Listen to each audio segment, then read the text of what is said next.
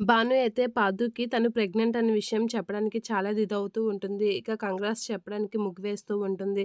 అలా ముగ్గు వేస్తూ చాలా హ్యాపీగా ఫీల్ అవుతూ ఉంటుంది భాను. అలా హ్యాపీగా ఫీల్ అవుతూ ఉండేసరికి ఇక పాదు పక్కన స్వాతి అయితే పడుకొని ఉంటుంది. ఇక శారద అయితే డోర్స్ ఓపెన్ చేయగానే పాదు పక్కన స్వాతిని చూసి షాక్ అవుతూ ఉంటుంది. ఇక ఏంటి ఏంటి శారద అలా ఉన్నావు అని అనేసరికి ఇక బలరాం అయితే లోపలికి వెళ్తూ ఉంటాడు. లోపలికి వెళ్ళి లెగు నువ్వు అసలు అని చెప్పేసి లోపలికి వెళ్ళి పార్థుని అలా చూసేసరికి గట్టిగా పార్థు అని గట్టిగా కేక వేస్తూ ఉంటాడు. వేయగానే పార్థు ఒక్కసారిగా ఉలికి లేచేసరికి పక్కన స్వాతి ఉంటుంది. స్వాతిని చూసి షాక్ అవుతూ ఉంటాడు. అలా షాక్ అవ్వగానే పార్థు అయితే మామయ్య అని చెప్పేసి స్వాతి అయితే మామయ్య అని చెప్పేసి ఏడుస్తూ ఉంటుంది. ఇక పార్థు అయితే స్వాతిని చూసి షాక్ అవుతూ ఉంటాడు. షాక్ అయ్యి అలా చూస్తూ ఉండిపోతూ ఉంటాడు. నా జీవితాన్ని నీ కొడుకు నాశనం చేసేసాడు మామయ్య అని చెప్పేసి కాలు మీద పడి ఏడుస్తూ ఉంటుంది. అలా ఆ మాట వినగానే పార్థు ఒక్కసారిగా షాక్ అవుతూ ఉంటాడు. ఇక స్వాతి అయితే నా జీవితం నాశనం చేశాడు బావ అని చెప్పేసి ఏడుస్తూ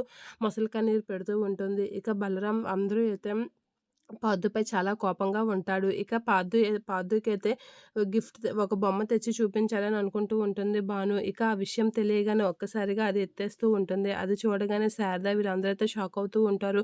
భాను కూడా వచ్చేసిందా అనైతే షాక్ అయ్యి అలా చూస్తూ ఉంటారు. ఇక పార్థు అయితే షాక్‌లో అలా ఉండిపోతూ ఉంటాడు.